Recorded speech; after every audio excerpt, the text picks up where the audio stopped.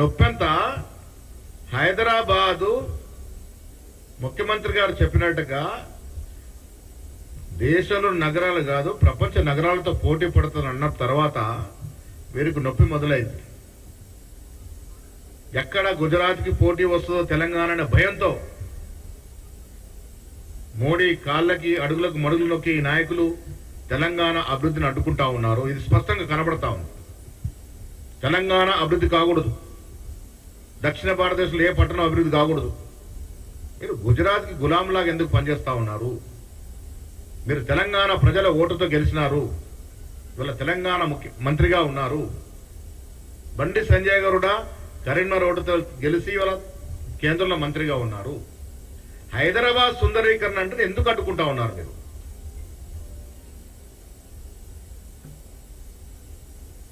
మాకు స్పష్టత ఉన్నది. మూసీ రివర్ ఫ్రంట్ ప్రక్షాళన విషయంలో మాకు స్పష్టత ఉన్నది. మూసీ ఇరువైపులా హైదరాబాద్కు చెందిన 40% జనాభా ఉన్నారు. మూసీ నది ఒక హైదరాబాద్ కాదు, రంగారెడ్డి జిల్లా, హైదరాబాద్ జిల్లా, నల్గొండ జిల్లాకు సంబంధించినటువంటి నది. మీరు హైదరాబాద్ నుండి రంగారెడ్డి కలుపుకొని నల్గొండ వరకు మూసీ నదిలో నడిచి చూడండి, మీకు వాస్తవాలు తెలుస్తాయి. అప్పుడు కానీ అర్థమవుతుంది మీకు మూసీ ప్రక్షాళన ఎందుకు జరగాలనేది. ఇలా ప్రపంచ క్లైమేట్ సంస్థలు చెప్తా ఉన్నాయి, వచ్చే రోజుల్లో ఎలాంటి ప్రళయమైనా రావచ్చు. ఈ ప్రపంచంలో ఎంత పెద్ద నగరాలైనా మునుగొచ్చు. ఇటీవల ఫ్రాన్స్ ఎక్కడో దేశం మొత్తం మునిగిపోయింది భారీ వర్షాలతో. మన దేశంలో వాయనాడులో జరిగిన వానలో వాయనాడు మొత్తం కొట్టుకుపోయింది. అలాంటి ఒక భారీ విపత్తు హైదరాబాద్కు వస్తే మన పరిస్థితి ఏమిటి? ఎన్విరాన్మెంటల్ గా హైదరాబాద్ సురక్షితంగా ఉండడం మీకు ఇష్టం లేదా?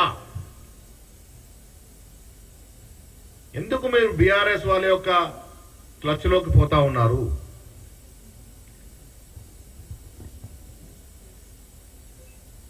కిషన్ రెడ్డి గారిని నేను బీజేవైఎం అధ్యక్షుడు ఉన్నప్పుడు, నేను ఎన్ఎస్సీ ప్రెసిడెంట్ ఉన్నప్పుడు చూస్తా ఉన్నాను.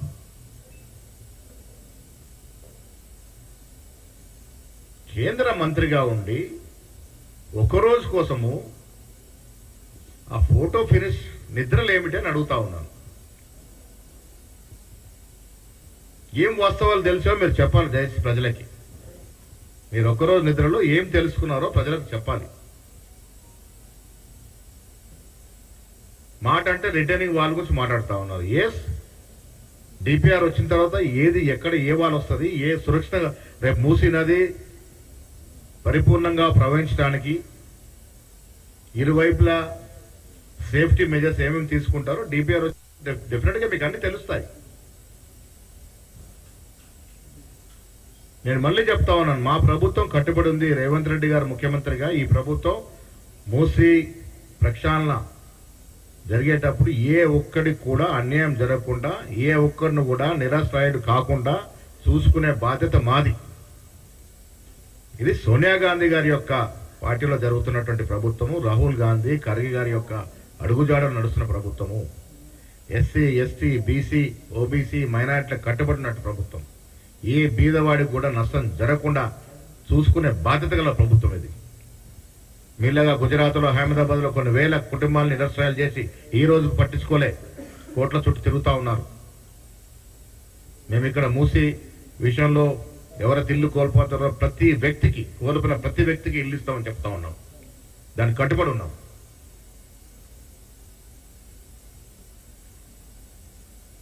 కిషన్ రెడ్డి గారు జవాబు చెప్పాలి. సాబర్మతి రివర్ ఫ్రంట్ ప్రాజెక్టుకి మీకు వ్యతిరేకత లేనప్పుడు, అభ్యంతరం లేనప్పుడు, మూసీ నది మీద జరుగుతున్నటువంటి ఈ ప్రాజెక్టు మీద ఎందుకు మీకు అభ్యంతరము?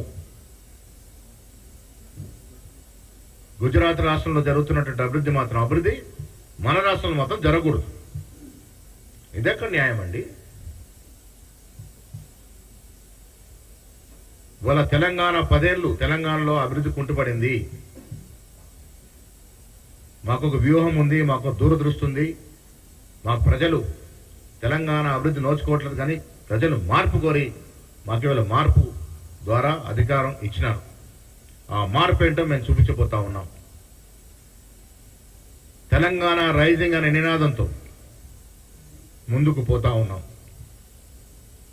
ఈ సంవత్సరంలో మీరు చూశారు ఏ రంగాల్లో ఏ రకంగా తెలంగాణ రైజ్ అయిందో. అన్ని రంగాల్లో తెలంగాణ రైజింగ్ ఆగదు. ఎవరు ఎన్ని చెప్పినా తెలంగాణ అభివృద్ధి విషయంలో లాలూచి ఉండదు, కాంప్రమైజ్ అనే మాటే లేదు. అది విద్య,